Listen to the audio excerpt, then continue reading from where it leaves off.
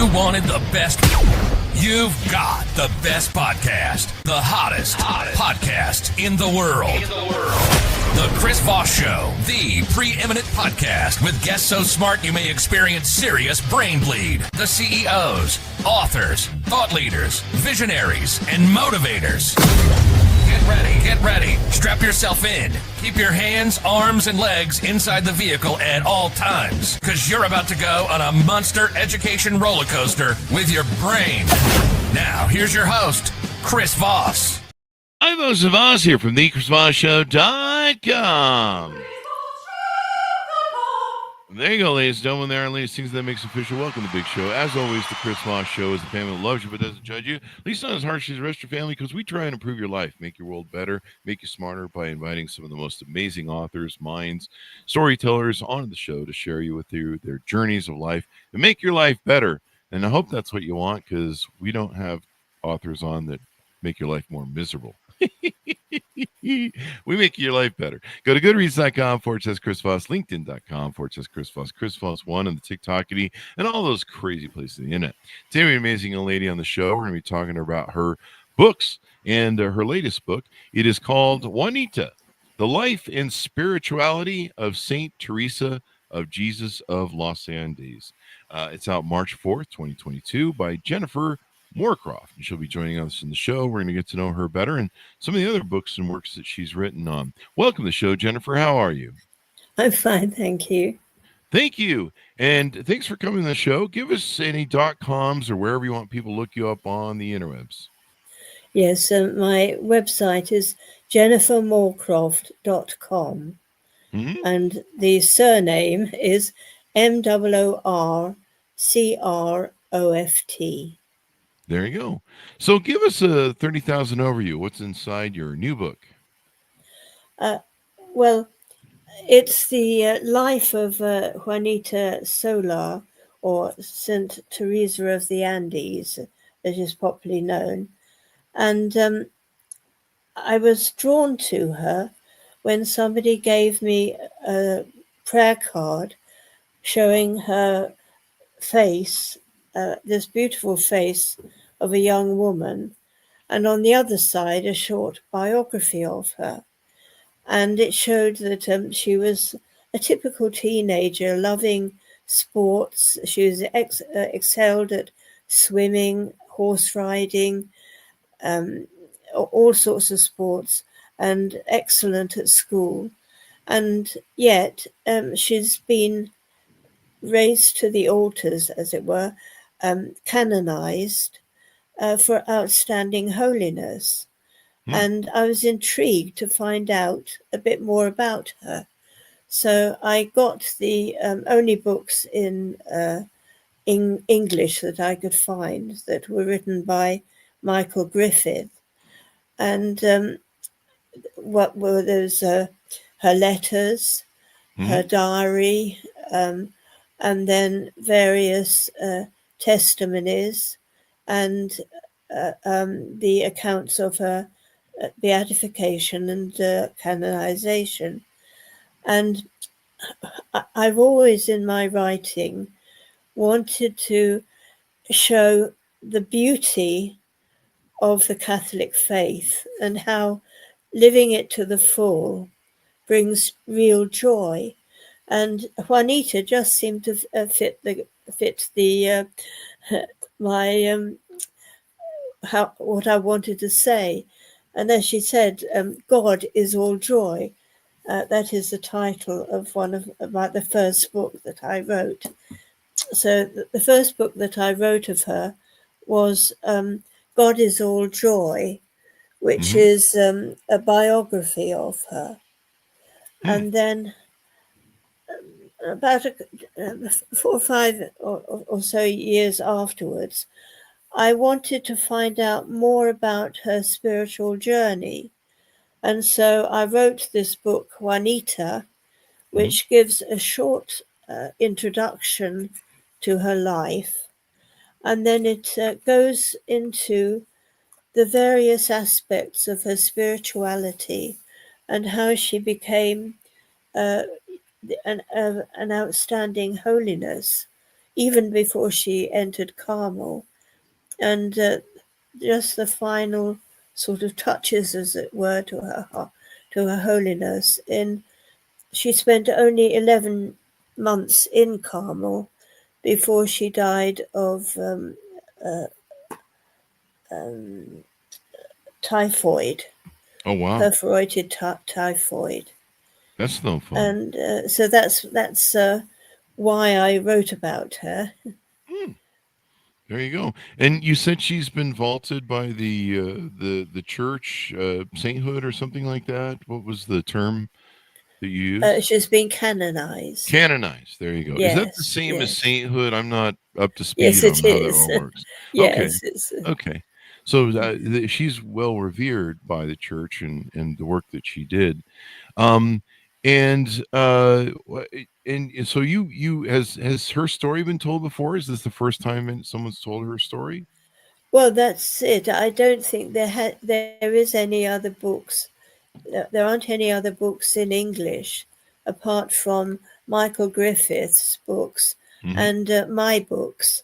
I've written 3, and the latest one is actually Godhead Here in Hiding, because I was very struck by the centrality of the Eucharist in her spiritual life. And so I wrote this book giving extracts from her writings and showing her journey, really, giving advice to people like her father, who had given up going to Mass, for example, because he felt that often he wasn't able to get to Mass, and therefore he felt that he was unworthy to go when he could. And so she gave advice to him. And then, like for her friends, some said, well, I don't like to go to Mass, it's so boring. And she said, well, what do you prepare beforehand about it? What do you bring to the Mass? And so she encourages her friends to make this journey with her. And so she was a great friend and very well loved by a whole host of friends and family. Yeah. And it's well revered. So you've written a lot of books I can see here on Amazon. You have a whole plethora of books that are available. Yes. Tell us, how many do you have and what do you tend to usually write about? Well, mostly I do write about biographies of saints, because I wanted to show the joy, the peace, and the fullness of life that comes with living a Catholic life. I'll say that. I mean, other people can live a full life as outside the Catholic Church. I'm a convert myself, and so I just wanted to try to give to other people how I feel about the Catholic Church, because so often it gets a negative press. You don't hear the good things about it. And so practically all my books were written to show what a wonderful thing the Catholic Church is if you live life to the full within her. So now, did she pass away when she was the young age of 19? Yes, she did. Yes. Wow. And that So she was why accomplished I a was lot so... Yes. she accomplished a lot in quite a few years. She did, yes. The thing is that in one sense she was very ordinary, and her friends never knew the depth of her spiritual life, because and it only came out really when she made her first Holy Communion. And she said that on that day, that I'll read a little bit about it.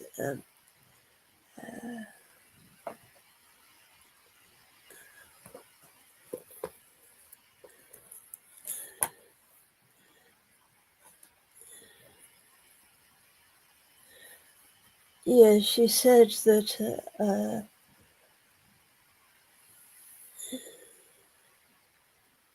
If you she want, said a yeah. delicious, for the first time after receiving Holy Communion, for the first time I experienced a delicious peace.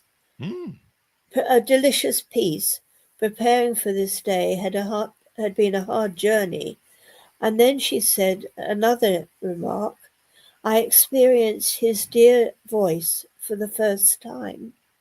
So the thing is, up till now, she had been hearing Our Lady's voice, giving her guidance. And then from her first Holy Communion, she began to hear the voice of our Lord guiding her.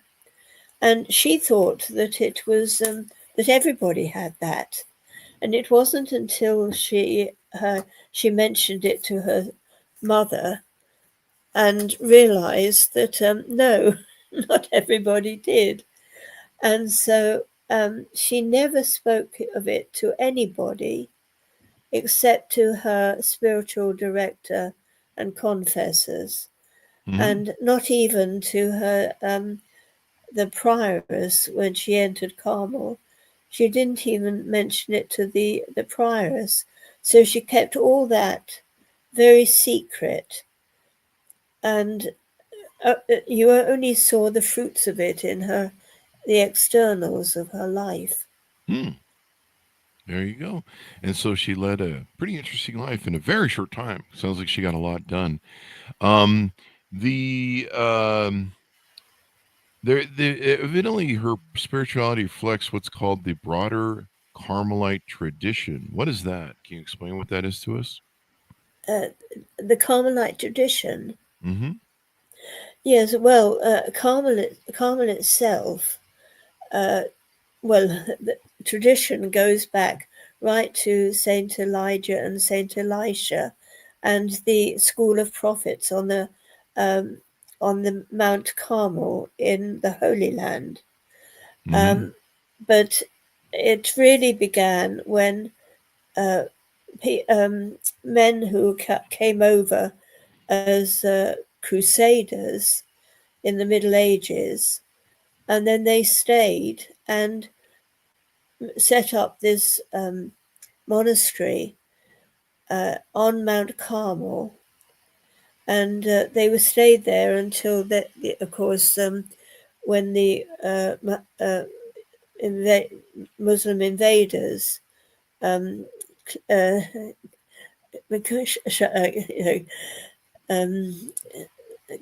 forced them out, and that's when they came over to to Europe and then to the rest of the world. The most famous saints within the Carmelite order are, of course, Saint Teresa of Avila and Saint John of the Cross, who are two of the great doctors of the spirituality of Carmel. And then, of course, Saint Therese of Lisieux. So the Carmelite order has three doctors of the church, those that have got special gifts of teaching within the church. Interesting. There you go. So, have you written 3 books on her? Did I understand that right? In what you communicate? Yes, that's right. Okay. The first book I wrote was God is All Joy, which is the first book I wrote, which was a biography of her. And then Juanita was the second book that I wrote, which goes more deeply into her spiritual life, and it shows her spirituality within the context of the of the the charism, as it's called, of Mount Carmel, of the Carmelite order, as expressed by St. John of the Cross, St. Teresa of Avila. The first book that Juanita read was of St. Therese of Lisieux, because when she was 14, Mhm. she was very seriously ill with appendicitis, which was Ooh, almost fatal at that time. yeah. But anyway, she survived, Hmm. and she was taken to the hacienda of at Chacabuco, which belonged to the extended family, and her sister Lucia, who was the eldest of the 5 surviving children, was also unwell, and she began to cry because she thought that Lucia was getting more attention than she was. Mhm. And then, gazing at a picture of the Sacred Heart, she then heard our Lord say to her, "What? I, Juanita, am alone on the altar for love of you, and you can't even suffer one moment of solitude." And from that time, she realized that there was going to be suffering in her life. But as she said, that I find a sacrifice bathed with tears is no sacrifice. So that externally, she had this great joy, an outgoing personality, and inside, she was following our Lord on the cross, and with the sacrifices that came with changed circumstances in her family, for example. Hmm. And then the third book, of course, is Godhead Here in Hiding, which, as I said, is her writings on the Eucharist, Mhm. and that is What is the used as a Eucharist sort for? of Mhm. a book for meditation, Okay. really. Okay. For those who might not be aware of that. Yeah, that's really interesting. Do you hope to write about her more in the future? Is she someone you're going to study and research and put more stuff out on? I'm not really quite sure. I think Okay. I've sort of written the 3 books that I feel cover what Mm-hmm. I wanted to say about Juanita. Mm-hmm. There you go. There you go. So very fascinating, wonderful story. Do you do any consulting or coaching, or do you do any speaking, I guess, of these sort of topics that people can reach out to you on your website to know more? No, not really. No. Okay. Okay. Any other books that you have coming up, maybe that you're writing or cooking up that putting together that you people should know about? Well, one book that's at the editorial stage is the life of Sister Lucia of Fatima, who was one of the 3 children of Fatima who had the visions of the apparitions of Our Lady. Hmm. And Sister Lucia entered Carmel because I do have this interest in Carmelite spirituality and our Carmelite saints. So that should be coming out hopefully sometime this year, but it just depends if the editing can be done in time. Hmm. And then the last book that I've written, which should actually appear perhaps in about 2 or 3 months' time, is actually a book on the Rosary, because I've been praying the Rosary for over 40 years, and And then I suddenly thought, I just want to write down some of the thoughts that I have on it. And then I thought, I think this is another book coming on. And so that is actually with the publishers. So, and should be published within about 2 or 3 months. So we can look forward to that. People can follow you on your website to find out more as it comes about and stuff. Yes. And then, with the books you've written, who's been your favorite character out of all the books you've written about and stuff? Well, the first book I ever wrote was on St. Elizabeth of the Trinity. And I came across just one book in English of her when I was just been received into the church. And I was absolutely fascinated by her. And so she was my spiritual guide, as it were, the spiritual teacher that I enjoyed most.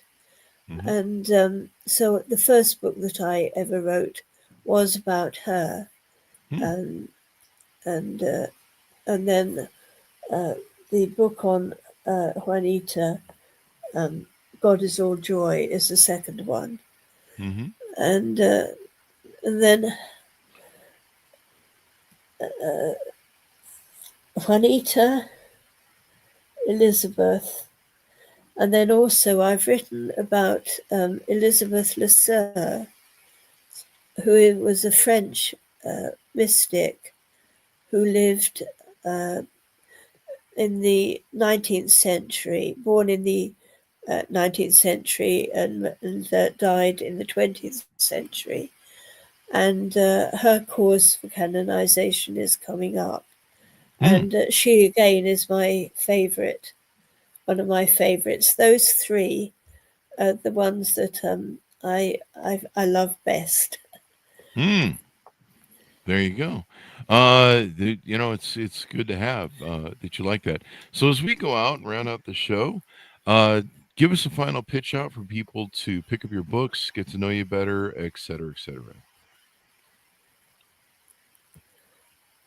Well, really, I've only got the website. And so if anybody wants to contact me, can I give them my Yes. email address? Yes, please do. That's jdm79@btinternet.com. Mm-hmm. There you go. Well, it's been wonderful to have you on and delightful, Jennifer. We certainly appreciate it. And very insightful, and what an amazing stories you weave and tell. And we'll look forward to seeing your future works. Thank you. Thank you. And thanks, Jonas, for tuning in. Order up her book wherever fine books are sold and check out her other books on Amazon. Juanita, The Life and Spirituality of St. Teresa of Jesus of Los Andes by Jennifer Moorcroft. Thanks for reminding us for tuning in. Go to goodreads.com/Chris Voss, LinkedIn.com/Chris Voss, Chris Voss 1 on the TikTokity, and all those crazy places on the internet. Be good to each other. Stay safe. We'll see you guys next time.